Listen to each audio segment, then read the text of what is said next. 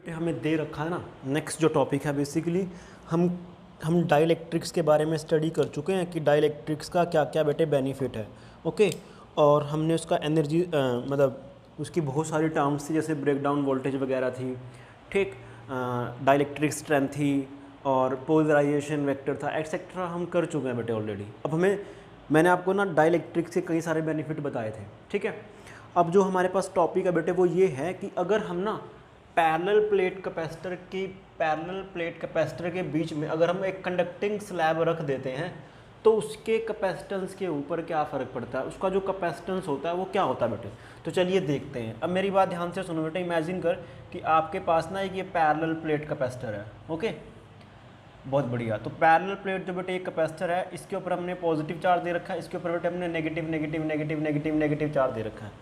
आपने क्या करा, इसके बीच में ना एक ना कंडक्टिंग स्लैब घुसा दी।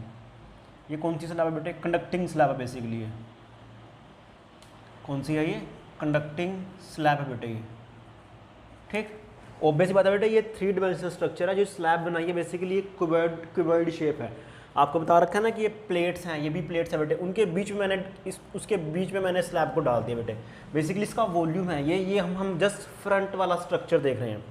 तो अगर पैरेलल प्लेट कैपेसिटर के बीच में जो सेपरेशन है बेटे वो कितनी है? Small D. तो सिमिलरली अगर ये कंडक्टिंग स्लैब है तो इसकी जो थिकनेस मैंने मानी वो कितनी मान ली बेटे? स्मॉल टी मान ली। अब मुझे मालूम है कि अगर पैरेलल प्लेट कैपेसिटर बेटे उसके बीच में एयर है तो उसका जो कैपेसिटेंस आता है ना उसको मैं सी नोट से लिखता हूँ ज़्यादातर केस में, और इसका जो एरिया ऑफ क्रॉस सेक्शन है वो ए है। ओके, तो वो जो आता है बेटे वो आता है ए एप्सिलॉन नॉट बाय में स्मॉल डी, ठीक है। अब मैंने ना इसके बीच में कंडक्टिंग स्लैब घुसा दी, तो मुझे इसका कैपेसिटेंस चेक करना है कि कितना कैपेसिटेंस आने वाला है, ठीक है बेटे। चलिए जी, बहुत बढ़िया, शाबाश। अब ध्यान से सुन बेटे, ध्यान से सुन क्या कि इसको हमने इसके जो पॉजिटिव प्लेट है बेटे इसके ऊपर चार्ज है प्लस क्यू, उसके ऊपर कितना बेटे? माइनस के क्यू। सिमिलरली इसका जो सरफेस चार्ज डेंसिटी है वो कितना बेटे? Sigma coulomb per metre square, और इसका कितना बेटे? माइनस के sigma coulomb per metre square है। ऑब्वियसली बात है बेटे कि मैंने आपको बता रखा है कि किस तरह से हम कैपेसिटेंस निकालते हैं किसी भी कैपेसिटर का। तो सबसे पहला तो होगा हम ये इक्वेशन लिखते हैं बेटे क्यू बराबर सी वी। उसके बाद हम क्या करते हैं बेटे? सी लिखते हैं, क्यू बराबर वी के, क्यू बराबर वी। फिर हम क्या करते हैं बेटे? इस पूरे सिस्टम का पोटेंशियल निकालने की कोशिश करते हैं, ठीक है। चलिए जी, बहुत बढ़िया। मुझे मालूम है कि अगर ये कंडक्टिंग स्लैब है बेटे, अगर किसी कंडक्टिंग स्लैब को आप एक्सटर्नल इलेक्ट्रिक फील्ड में रख दोगे तो जो एक्सटर्नल इलेक्ट्रिक फील्ड है वो कितना बेटे? वो है यहाँ पर सिग्मा बाय एप्सिलॉन नॉट। कितना बेटे? Sigma by epsilon not. इस बात में तो कोई शक वाली बात नहीं है। और उस इलेक्ट्रिक फील्ड का डायरेक्शन राइट साइड में बेटे, इस तरह से, ठीक है। चलिए जी, अब मेरा काम है कि मुझे पोटेंशियल निकालना है। तो पोटेंशियल कैसे निकालो बेटे? मुझे पता है कि जो वी ए होता है, वी ए माइनस के वी बी होता है बेटे, वो होता है integration of E dot D R, E dot D R बेटे। अब की बार देख ध्यान से सुन, अगर ये कंडक्टिंग स्लैब है ना तो इसके अंदर जो ई नेट है बेटे वो जीरो है। कितना है? ई नेट कितना बेटे? जीरो है। कितना बेटे? ई नेट जीरो है। अब ध्यान से सुन बेटे, क्या कि जो आपका ये ई डॉट डी आर है ना, ये 2 पार्ट्स के अंदर टूटा हुआ है। देखो बेटे, जो एयर है ना, एक तो एयर के अंदर है बेटे और एक इस कंडक्टिंग स्लैब के अंदर है। एक तो एयर है इसके अंदर और एक कंडक्टिंग स्लैब के अंदर है। तो ध्यान से सुन बेटे, ध्यान से सुन कि जो एयर है इस एयर है जो बेटे इस कैपेसिटर के बीच में, वो कितने हिस्से में है? वो है बेटे कितने हिस्से में? डी माइनस के टी हिस्से में। ओके, चलिए जी, बहुत बढ़िया।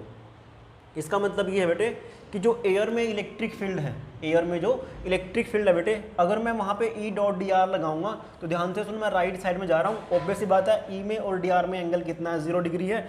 तो इसका मैं डायरेक्टली लिख सकता हूँ बेटे कितना? ई इंटू में डी आर, ई इंटू में डी आर। बेटे आप करके आए हो पहले भी, ऑब्वियसली बात है। अब ये जो ई है ना, ये दो कारणों से है बेटे। किस किस की वजह से बेटे? एक तो हमारे पास एयर की वजह से, और एक इस डाइलेक्ट्रिक जो कंडक्टिंग स्लैब ये जो हमने कंडक्टिंग स्लैब रखी है इसकी वजह से है। तो जब मैं एयर वाले में लगाऊंगा तो एयर वाले में इलेक्ट्रिक फील्ड कितना बेटे? वो है sigma by epsilon not into में कितनी? डी आर उसका बेटे। डी आर मतलब कितना है एयर तक कितना बेटे? जो एयर है उसके अंदर वो है डी माइनस के टी तक। कितना है? डी माइनस के टी तक प्लस। उसके बाद ये जो कंडक्टिंग स्लैब बेटे उसका जो ई नेट है मुझे मालूम है कि वो 0 है, और उसका जो थिकनेस है वो कितना बेटे? वो टी है। तो ये टर्म तो बेटे आपकी क्या है? 0 है। तो ऑब्वियसली बात है कि आपके पास आंसर आया sigma over epsilon not into D minus के टी मैं क्या करता हूँ बेटे, इसका पोटेंशियल मैं V मानता हूँ और उसका मैं कितना मानता हूँ बेटे, 0 मानता हूँ। तो VA माइनस के VB, तो V माइनस के 0, तो V किसके बराबर आता है बेटे, आता है sigma over epsilon not into में D माइनस के T। बेसिकली ये कंडक्टिंग स्लैब है बेटे, क्या है, कंडक्टिंग स्लैब है। इसी वजह से इसके अंदर जो ई नेट बन रहा है वो कितना बेटे, 0 बन रहा है। तो अगर ई नेट 0 है तो ये वाले टर्म 0 बन जाएगी। ठीक है, अब इसको सोल्व करने की कोशिश करते हैं बेटे। ये बनेगा Q by epsilon not, Q by A बेटे इंटू में डी माइनस के टी। ओके, चलिए जी, बहुत बढ़िया। अब आपका क्या काम है, आप इस वी को वहाँ पुट कर दो, इक्वेशन नंबर ए, इसको आप इक्वेशन नंबर ए मान लो, कोई दिक्कत वाली बात नहीं है। जैसे ही आप इसको इक्वेशन नंबर ए मानोगे तो आपके पास जो रिजल्ट आएगा बेटे, कितना आएगा, देखो ध्यान से सुनो, सी ओवर क्यू डिवाइड बाई में बी। वी का वैल्यू है आपके पास ये वाला, क्यू डी माइनस के टी डिवाइडेड बाई में ए एप्सिलॉन नॉट। तो क्यू ने क्यू को मार दिया, ए एप्सिलॉन नॉट ऊपर आ जाएगा, तो कितना बेटे, ये ए epsilon not over D minus के टी। ठीक है, ए एप्सिलॉन नॉट डी माइनस के बेटे टी। ठीक है, अगर मैं यहाँ से d कॉमन लेता हूँ तो आपके पास आएगा a epsilon not d into 1 minus T by small D. ठीक है, ध्यान से दे बेटे, a epsilon not by small D क्या बनता है, वो बनता है आपके पास कितना, सी नॉट। सी नॉट कब था, जब हमारा कैपेसिटेंस उसके बीच में कोई भी कंडक्टिंग स्लैब नहीं थी। तो सी नॉट डिवाइडेड बाई में 1 माइनस टी बाई में small D, 1 minus T by में स्मॉल डी बेटे। तो सी का जो वैल्यू आया वो कितना बेटे, जब हमने कंडक्टिंग स्लैब रख दी है वो आया आपके पास सी नॉट डिवाइड बाय में 1 माइनस टी बाय में स्मॉल डी। अब ध्यान से सुन बेटे कि कौन से वाला बड़ा, तो कैसे चूज़ करेगा। ये तो हमारा कैपेसिटेंस तब आया है जब आपने ना कंडक्टिंग स्लैब को इस पैरेलल प्लेट कैपेसिटर के बीच में रख दिया, तब है। सी नोट कब है बेटे, जब उसके बीच में खाली एयर थी। तो ध्यान से सुन, जब भी आप किसी टर्म में, जब भी आप एक में से कोई टर्म घटाओगे ना, तो ऑब्वियस सी बात है वो 0 पॉइंट समथिंग आएगी, 0 पॉइंट मान लो 9 आ गया वो। ठीक है, तो जब भी आप बेटे किसी टर्म को 0.9 से डिवाइड करते हो तो वो टर्म हमेशा ही बड़ी आती है। तो मेरा कहने का मतलब ये है कि जो सी आएगा ना, ये जो सी आएगा बेटे, वो ऑब्वियस सी बात है वो सी नोट से बड़ा ही आएगा। इमेजिन कर कि जो तेरा सी नोट है ना वो 10 है, समझने के लिए 10 माइक्रोफराड है। ठीक है, और जो ये आया है वो कितना बेटे, वो 0.9 आया। कितना आया वो, 0.9 आया। अगर मैं इसको सोल्व करने की कोशिश करता हूँ तो 10 माइक्रोफेराड डिवाइड बाय में 9 इंटू में 10, तो ये बने बेटे 100 डिवाइड बाय में 9 माइक्रोफेराड। इसको सोल्व करोगे तो 1.1 माइक्रोफेराड आएगा। तो मेरा कहने का ये मतलब है, देखो जो C आएगा वो ऑब्वियस सी बात है बेटे इस C नोट से बड़ा आएगा। क्यों, क्योंकि यहाँ पे 1 में से हम कोई चीज़ सब्ट्रैक्ट करेंगे तो 0 पॉइंट समथिंग आएगा। और जब भी आप किसी टर्म को 0 पॉइंट समथिंग से डिवाइड करोगे ना, तो वो वाले टर्म हमेशा ही बड़ी आएगी, जैसा तेरा इस वाले केस के अंदर आ रहा है। होप आपको कि ये कॉन्सेप्ट भी समझ में आया होगा। अब जो नेक्स्ट है बेटे वो क्या है कि हम क्या करते हैं, कंडक्टिंग की जगह ना डाइलेक्ट्रिक स्लैब रख देते हैं। कौन सी स्लैब रखते हैं बेटे, डाइलेक्ट्रिक स्लैब रख देते हैं। तो मैं यहाँ लिख देता हूँ। अब डाइलेक्ट्रिक स्लैब जैसे ही रखोगे, जिसका डाइलेक्ट्रिक कांस्टेंट कितना है बेटे, कैपिटल के है। ये के स्टाइलिश वाला मुझे मालूम है।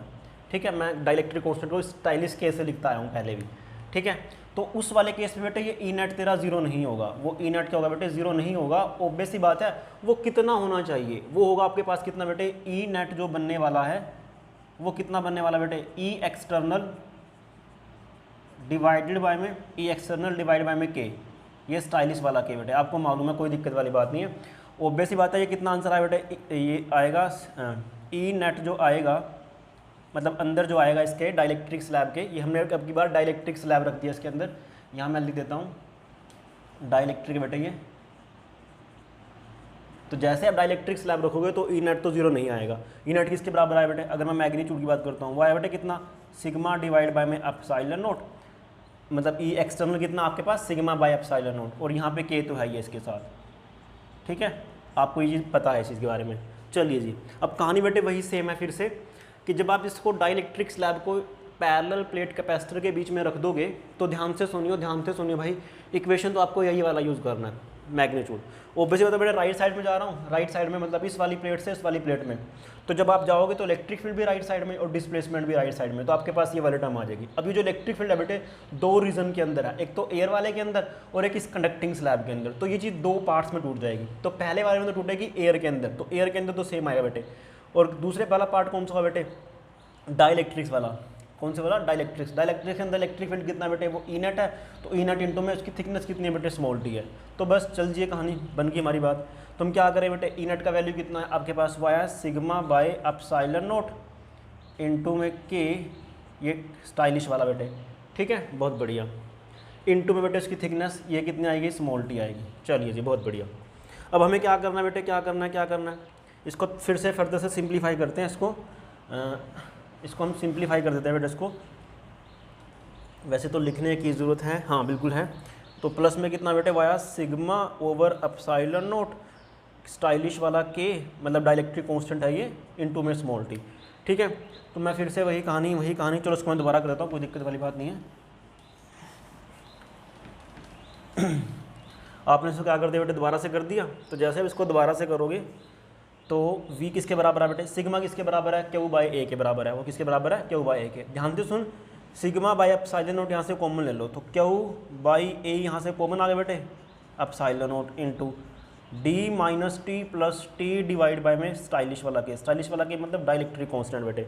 ओके, बहुत बढ़िया। हमारे पास पोटेंशियल आ गया ये वाला। बेसिकली मैंने सिग्मा को पुट कर दिया क्यू बाई ए, तो क्यू बाई ए वो बाहर आ जाएगा और एप्सिलॉन नॉट भी बाहर आ जाएगा बेटे, ठीक है, बहुत बढ़िया। अब मैं क्या करता हूँ भाई, फिर से वही कहानी कि मैं उस सी के अंदर पुट करता हूँ इसको, सी बराबर क्यू ओवर वी।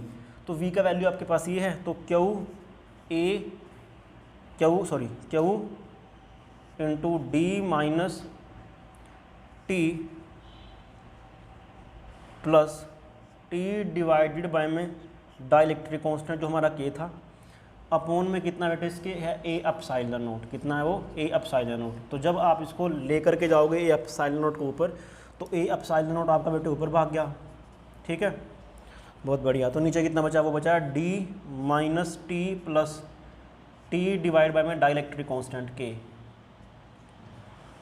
ठीक है। होप आपको ये चीज़ समझ में आई होगी। तो ये किसके बराबर है बेटे, यह है आपके पास A epsilon not over D minus T को मैं कॉमन लेता हूँ बेटे, टी जैसे आप कॉमन लोगे तो यहाँ बच जाएगा 1 माइनस 1 बाई डाइलेक्ट्रिक कांस्टेंट बेटे, जो हमारा के था। ओके, तो जो आपके पास कैपेसिटेंस आता है, बेटे, ऑब्वियस ही बात है वो कितना आता है बेटे, वो आता है आपके पास, मैं लिख देता हूँ पूरा सी बराबर ए एप्सिलॉन नॉट डिवाइड बाय में डी माइनस टी इंटू में 1 माइनस 1 बाय डाइलेक्ट्रिक कांस्टेंट जो हमारा के था, ठीक है। तो आपके पास ये वाला आंसर आ जाता है बेटे। होप आपको कि ये चीज़ समझ में आई होगी। तो जो कैपेसिटेंस है बेटे वो ये वाला बन गया।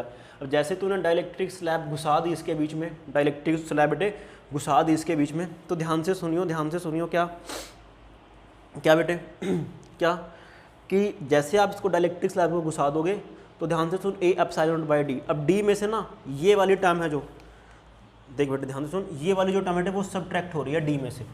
तो जब डी में से एक टर्म सब्ट्रैक्ट होगी तो ऑब्वियस ही बात है बेटे वो छोटी आएगी डी से। जब वो छोटी आएगी डी से तो ऑब्वियस ही बात है बेटे जो सी आएगा ना वो इस सी नोट से तो पक्का बड़ा आएगा। ये चीज़ मैं पहले भी डिस्कस कर चुका हूँ, ठीक है। अब इसमें स्पेशल केस देंगे बेटे। इमेजिन कर कि जो तूने डाइलेक्ट्रिक स्लैब ली है ना, उसको तूने ना पूरी की पूरी इसके अंदर कैपेसिटर प्लेट के बीच में फिट कर दिया। यानी कि कहने का मतलब ये है कि जो तूने टी लिया ना वो किसके बराबर ले लिया बेटे, डी के बराबर ले लिया, ठीक है, फुल्ली फिट कर दिया। जैसे तो उसको इस वाले फॉर्मूले पुट करेगा, देख यहाँ पे पुट कर दे, इस वाले फॉर्मूले पुट कर दे, यहाँ पुट कर दे बेटे, देख जैसे बेटे तू टी को डी पुट करेगा तो ध्यान से देखियो जो तेरा सी बनेगा वो कितना बनेगा बेटे, वो बनेगा ए एप्सिलॉन नॉट डिवाइड बाय में डी माइनस टी को मैंने कितना पुट कर दिया, D plus D divide by में डाइलेक्ट्रिक कांस्टेंट। तो इस डी ने डी को मार दिया, तो आपके पास आंसर कितना बेटे, के ए एप्सिलॉन नॉट बाई डी। और ये चीज़ बेटे मैंने कल पहले जो लास्ट लेक्चर था उसके अंदर भी डिस्कस की थी, क्या कि जो कैपेसिटेंस होता है पैरेलल प्लेट कैपेसिटर का, जब आप डाइलेक्ट्रिक स्लैब उसके बीच में घुसा देते हो तो वो किसके बराबर बनता है बेटे, वो बनता है के times of dielectric constant times of A epsilon not by D. A epsilon not by D क्या बेटे कि कैपेसिटर का कैपेसिटेंस जब उसके बीच में क्या थी, एयर थी। और ये चीज़ हम पहले भी डिस्कस कर चुके हैं। होप आपको कि ये चीज़ बेटे क्या है समझ में आई होगी। ओके, थोड़ा सा एक स्टेप बेटे ऊपर बढ़ने की कोशिश करते हैं। हालांकि ये आपके एग्जाम में नहीं आता है बट फिर भी आपको ये चीज़ आनी चाहिए क्योंकि बेटे चीज़ बहुत आसान है, ठीक है। तो सुनो ध्यान से, कई बार अगर पूछ भी लेगा तो आप बता सकते हो इस चीज़ को, ठीक है। क्या है वो चीज़, ध्यान से सुन बेटे। ओके, मैं इसको रब कर देता हूँ, इसको नहीं, इसको मुझे, चलो कोई बात नहीं, मैं इसको रब कर देता हूँ बेटे, ठीक है, कोई बात नहीं, डोंट वरी।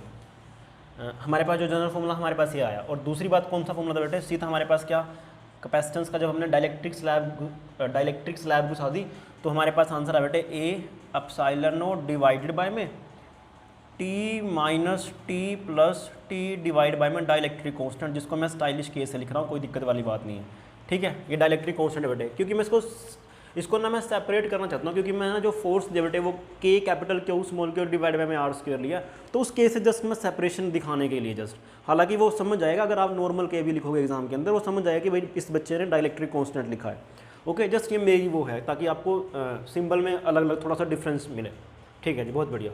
इमेजिन करके आपने क्या करा बेटे कि डाइलेक्ट्रिक स्लैब थी ना, एक की बजाय कितनी घुसा दी बेटे, 2 घुसा दी, कितनी घुसा दी बेटे, 2 घुसा दी।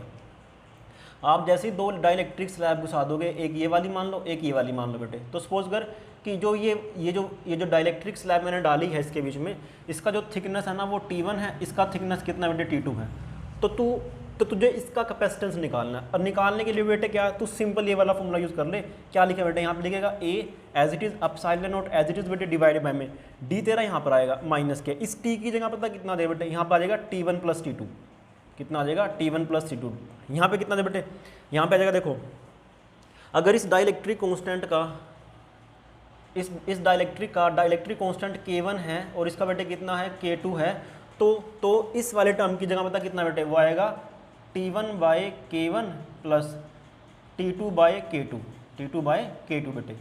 K1 क्या बेटे, डाइलेक्ट्रिक कांस्टेंट ऑफ इस वाली स्लैब का, K2 क्या बेटे, डाइलेक्ट्रिक कांस्टेंट सेकंड वाली स्लैब का, ठीक है। तो आप इस तरह से कर सकते हो। अगर आप मान लो n नंबर ऑफ घुसा देते हो तो n नंबर में के लिए जनरल फॉर्मूला क्या बनने वाला बेटे, A epsilon not divided by में d minus T1 plus T2 up to so on कितना बेटे, ये आएगा Tn, ठीक है, प्लस कितना आएगा भाई साहब, ये आएगा यहाँ पर T1 by dielectric constant of K1 plus T2 divide by में dielectric constant of K2 up to so on Tn divide by में Kn बेटे, ओके। तो आप इसको समीशन की फॉर्म में लिख सकते हो। जो कैपेसिटेंस बनने वाला वो बनने वाला बेटे कितना, ए एप्सिलॉन नॉट बाय में स्मॉल डी माइनस, देखो T1 plus T2 plus T3 कहाँ तक जा रहा है बेटे, ये n तक जा रहा है, तो उसके लिए मैं समीशन यूज़ कर लेता हूँ। आई का वैल्यू 1 से लेकर के n तक, यहाँ मैंने लिख दिया बेटे Ti।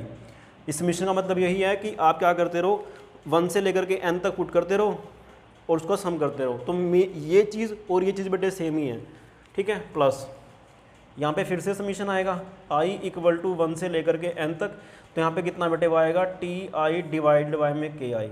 तो ये आपके लिए क्या बेटे जनरल फॉर्मूला बन जाता है। अगर आप n number of dielectric slab capacitor parallel plate capacitor के बीच में घुसा देते हो, ओके। छोटा सा टॉपिक और रहता है बेटे, वो क्या है बेसिकली, सुनिए ध्यान से, क्या है कि बेटे कई बार क्या होता है आपके पास ना पूछ लेता है, एक आध नंबर क्वेश्चन के अंदर वो आ जाता है। आप क्या करते हो, इमेजिन करके आपके पास ना एक पैरेलल प्लेट कैपेसिटर है, ठीक है, बहुत बढ़िया, आपके पास यहाँ पर है वो, आपने क्या करा, उसको ना बैटरी से कनेक्ट कर दिया, उसके ऊपर बेटे चार्ज आ गया, इमेजिन कर चार्ज आ गया बेटे कितना, plus plus plus minus minus minus, तो यहाँ पे जो चार्ज आया वो Q0 आया है, और यहाँ पे कितना बेटे वो माइनस के Q0 आया है, ओके, बहुत बढ़िया शाबाश। इमेजिन कर कि तूने उसको V0 की बैटरी से कनेक्ट किया था, कितनी बैटरी से कनेक्ट किया बेटे, V0 की बैटरी से, इस टाइम आपने इसको V0 की बैटरी से कनेक्ट किया था, तो ऑब्वियस सी बात है।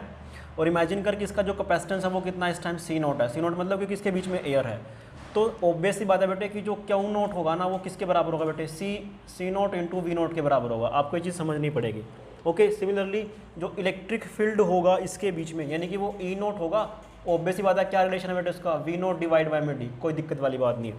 सिमिलरली जो एनर्जी होगी इस टाइम इसके अंदर, जो एनर्जी स्टोर होगी वो होगी 1/2 U0 मान लो, सो कोई दिक्कत वाली बात नहीं है, C0 इंटू V0 का स्क्वायर।